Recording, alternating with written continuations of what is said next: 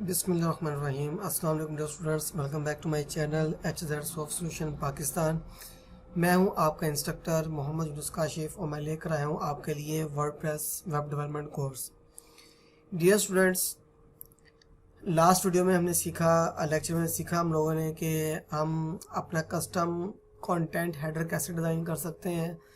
तो आज की जो वीडियो है और जो लेक्चर है ये बहुत ज़्यादा इम्पोर्टेंट है और मे भी हो सकता है कि थोड़ा सा लेंथी हो जाए।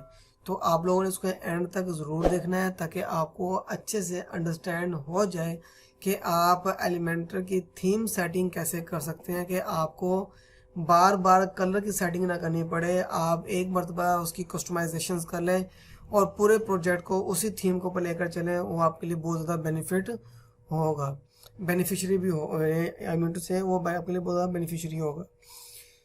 तो डियर स्टूडेंट्स, टाइम वेस्ट नहीं करते, हम चलते हैं अपने प्रोजेक्ट की तरफ। मैंने ऑलरेडी ये प्रोजेक्ट लोड किया हुआ है, तो आप लोग भी अपना प्रोजेक्ट लोड करें। देखिए अभी यहाँ पे सेटिंग जो है बिल्कुल अनमैनेजेबल है, लेकिन कुछ मैंने करने की कोशिश की, लेकिन अब ये है कि हम एक बार थीम सेटिंग कर लेंगे तो उसके बाद हमें प्रॉब्लम नहीं होगा।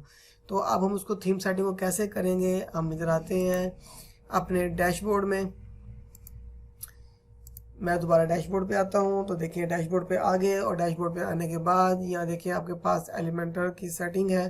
तो मैं चाहता हूँ कि मैं सबसे पहले अपने एलिमेंटर थीम को सेट कर लूँ ताकि वो डायनामिकली मेरे साथ पूरे प्रोजेक्ट में वर्क करे। तो मैं यहाँ पे जो एलिमेंटर की सेटिंग है इस पर क्लिक करता हूँ, तो ये टूल दोबारा मुझे एलिमेंटर की एडिटिंग के लिए ले जाएगा। देखिए मैं एडिटिंग के लिए दोबारा यहाँ पे हाजिर हो गया हूँ। तो इससे पहले कि यहाँ मैं कुछ करूँ तो मैं सबसे पहले मेन्यू पे क्लिक करूँगा और मैं यहाँ जाऊँगा साइट सेटिंग के ऊपर। जब मैं साइट सेटिंग पर आऊँगा तो यहाँ पे मुझे पूरी सेटिंग मिलती है कि मैंने एलिमेंटर के अंदर कलर्स जो हैं कैसे कैसे यूज़ करने हैं।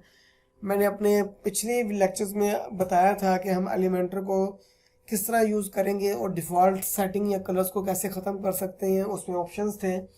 तो आज हम देखेंगे कि हम अपने कलर्स को कैसे सेट कर सकते हैं। इस पर हम क्लिक करेंगे। जी स्टूडेंट्स, अब देखें जैसे मैंने क्लिक किया है तो मेरे सामने ग्लोबल कलर्स आ गए हैं। ग्लोबल कलर्स वो कलर्स होते हैं जो कि थीम के बाय डिफ़ॉल्ट कलर्स होते हैं।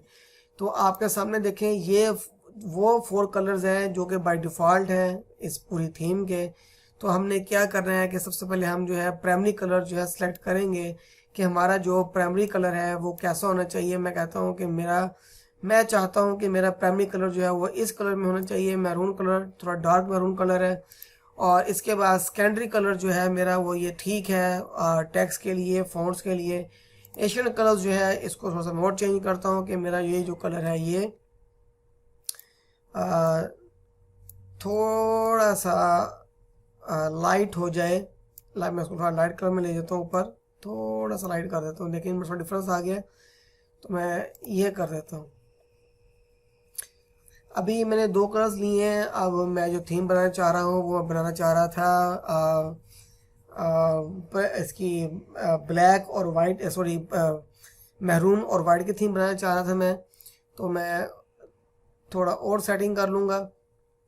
मैं यहाँ से देखिए अब एक ऐड कलर और कर लेता हूँ यहाँ पर। तो मैं इसे कर लेता हूँ हेडर, यहाँ पे क्लिक किया और यहाँ से मैं कलर सेलेक्ट करता हूँ कि मुझे हेडर का जो बैकग्राउंड है वो किस तरह का चाहिए, मेरा हेडर जो सेक्शन होगा वो कैसा डिस्प्ले देगा। तो मैं यहाँ देखें 900 कलर्स जो हैं उसका बैकग्राउंड वो मुझे वही चाहिए। मैं 9000 कर देता हूँ यहाँ पर। तो 9000 जो है मेरे पास ये आ गया प्राइमरी। मैं इसको वैसे भी यूज़ कर सकता हूँ, तो बेहतर तरीका यही है कि मैं इसको यहाँ पे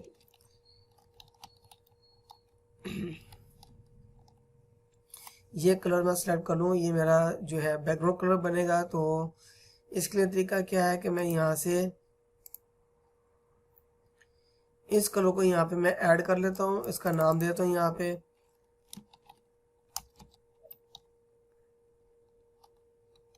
हेडर बीजी कलर कर देता हूँ, इसको मैं बीजी कलर। आप भी इस तरह अपनी जो चीज़ें हैं उनको मैनेज कर सकते हैं।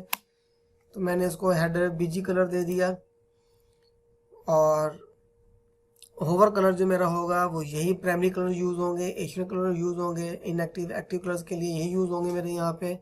अगर मुझे कहीं और मज़ीद कलर ऐड करना ऐड करने की जरूरत पड़ी तो मैं उसको मज़ीद ऐड कर लूँगा।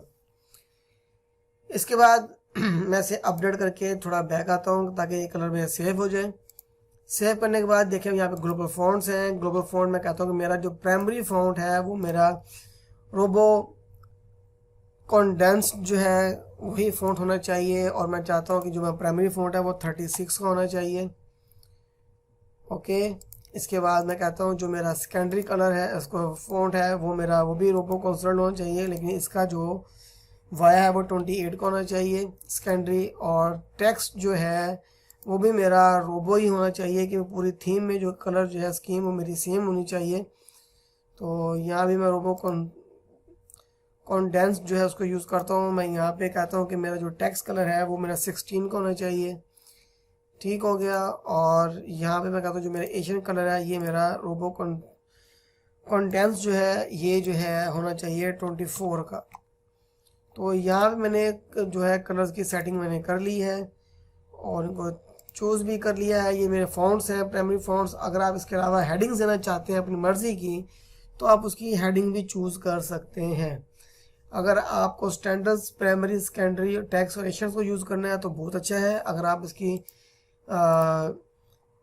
टाइपोग्राफी की सेटिंग करना चाहते हैं कि आपकी टाइपोग्राफी जो है वो बॉडी कलर कैसे डिस्प्ले देगा, बॉडी में कलर क्या होना चाहिए, तो मैं यहाँ पे कहता हूँ कि मेरा जो बॉडी कलर है बाय डिफ़ॉल्ट वो जो है वो ये होना चाहिए सेकेंडरी कलर।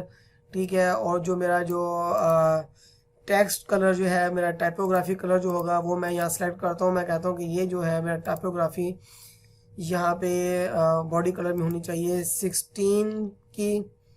देखिए ऊपर से कलर चेंज हो गया, 16 का हो गया है यहाँ पे ऑटोमेटिक। मैं इसको 14 कर दूँ तो और भी अच्छा रहेगा। मैं इसे 14 कर दूँ, 14 में ये एडजस्टमेंट हो जाएगी इजीली और 14 डिस्प्ले देगा मुझे। और ये देखिए मैं यहाँ पे फैमिली फ़ॉन्ट जो है यहाँ पे मैं उसको बाय डिफ़ॉल्ट जो है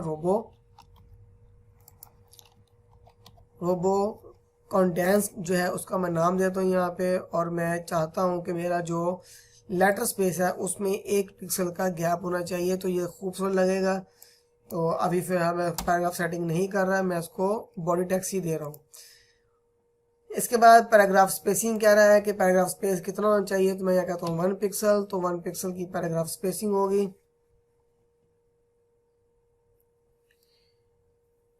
फिलहाल नहीं, इसको चेंज कर लेंगे पैराग्राफ। तो मैं इसके बाद में सेटिंग बताऊंगा कि पैराग्राफ में हम क्या स्पेस देना चाहेंगे कि एक पैराग्राफ के बाद दूसरा पैराग्राफ कितना होना चाहिए। तो यहाँ पर जो है मैं कर देता हूँ 2 पिक्सल, तो बहुत कम है, 5 to 10 पिक्सल कर देता हूँ। 10 पिक्सल इनफ है। तो चेक कर लेंगे, अगर कहीं प्रॉब्लम आएगा तो उसको हम यहाँ से रिमूव कर देंगे। अब आ गया लाइन कलर्स। देखें आपके सामने है एक्टिव कलर्स कौन से हैं, लाइन कलर्स कौन से हैं। मैं फिलहाल जो एक्टिव कलर जो होगा उसको मैं यहाँ पे वाइट कर देता हूँ। देखें ये आ गया मेरा बीजी हेडर कलर, ये वाइट हो गया है। और टाइपोग्राफी जो इसमें आएगी वो मैं यहाँ पे यूज़ करता हूँ। इधर जो आपके पास सामने है मैं इसको यहाँ पे ऐड कर लेता हूँ। यहाँ पे हम इसे ऐड कर लेते हैं। टाइपोग्राफी कलर जो है इसे बोलते हैं होवर कलर्स। मैं इसे करूँगा रोबोट कंडेंस्ड और यहाँ पे करता हूँ 14 का। और इसको मैं यहाँ पे करता हूँ ऐड और मैं इसे यहाँ पे लिख दूँगा एक्टिव होवर क्रिएट। और ये एक्टिव का होवर कलर जो है ना यहाँ पे देखें क्रिएट हो चुका है। यहाँ पे एक्टिव होवर है ये। और यही एक्टिव होवर जो होगा इन तमाम के लिए ग्लोबल टाइपोग्राफी होगी जहाँ जहाँ पे मेरे लिंक्स यूज़ हो रहे होंगे। तो देखें ये H1 है। H1 के लिए जो सेटिंग है, जो हेडिंग्स हैं, हम उसे कैसे तरतीब दे सकते हैं। तो देखिए कलर्स जो मेरे पास H1 का कलर होगा वो ये होगा। और जो मेरे पास टाइपोग्राफी होगी वो मैंने यहाँ पे ऑलरेडी जो है प्राइमरी कलर की दी हुई है। प्राइमरी जो है मेरा टाइपोग्राफ प्राइमरी जो है वो होगा 36 का। उसके बाद हेडिंग 2 है, मैं इसको यहाँ पे दे देता हूँ कि सेकेंडरी कलर्स है मेरा। और जो है हेडिंग में मेरी सेकेंडरी है। और जो 3 है मैं इसको एशियन कर देता हूँ। और यहाँ पे इसकी टाइपोग्राफी वो भी एशियन कर देता हूँ। और 4 जो है मैं इसको फिलहाल ये इन 3 नहीं चाहिए मुझे, तो मैं इनकी सेटिंग कर दी है मैंने। ये बहुत अच्छा लग रहा है 3 कलर्स। मैं इनको अपडेट कर देता हूँ। अपडेट करने के बाद दोबारा मैं बैक आता हूँ और यहाँ देखें स्टूडेंट्स, यहाँ पे है बटन के कलर्स कैसा होना चाहिए, बटन आप कैसा बनाना चाहते हैं।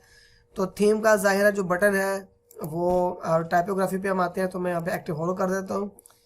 और यहाँ पे जो शेडो है आप शेडो यूज़ कर सकते हैं। मैं इसको करता हूँ 3 वर्टिकल और ब्लर 3 कर दिया मैंने, हॉरिजॉन्टल 3 और वर्टिकल जो है वो भी मैंने 3 कर दिया है। तो ये कुछ बेहतर हो जाएगा, मैं इसको 2 कर देता हूँ और कुछ अच्छा लगेगा ये डिस्प्ले में।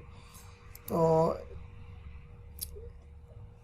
इसके बाद टेक्स्ट कलर आ गए हैं यहाँ पे कि जो आपका नॉर्मल कलर होगा वो आपका, मैं यहाँ पे दे देता हूँ कि मेरा जो नॉर्मल कलर है वो होगा एक्टिव कलर, और मैं जो बैकग्राउंड कलर होगा, जो बैकग्राउंड कलर है मेरा वो मैं क्लिक करता हूँ, वो मेरा प्राइमरी कलर होगा।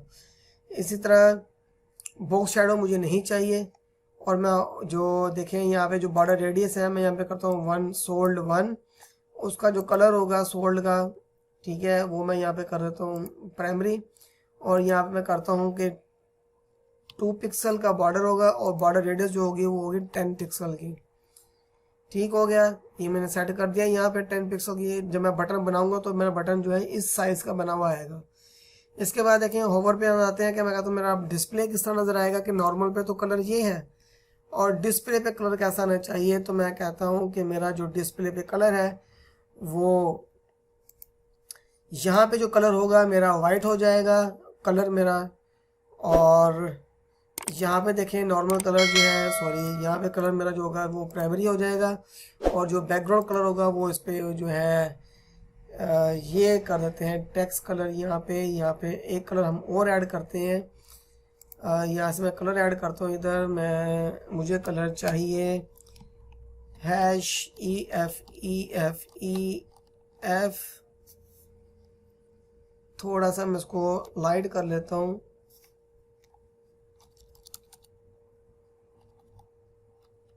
ये मैंने EEE जो है कलर मैंने ले लिए यहाँ पे ईज के, तो ये थोड़ा सा डिफरेंट हो गया कलर। तो इससे मैं यहाँ पे जो है सेव कर लेता हूँ कलर को, ईज को, और यहाँ मैं कहता हूँ इसे हम कोई भी अच्छा सा नाम दे सकते हैं कलर का, कि मैंने कलर जो है इसे हम करते हैं बटन BT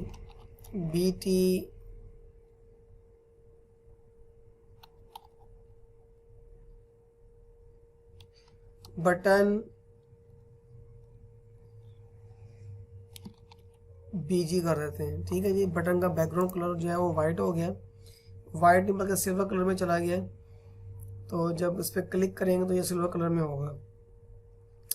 इसके बाद वही चीज़ आ गई बॉर्डर रेडियस की, तो मैं यहाँ पे करता हूँ बॉर्डर जो है टाइप जो है वो 2 पिक्सल होगा और रेडियस जो है वो 10 पिक्सल का होगा।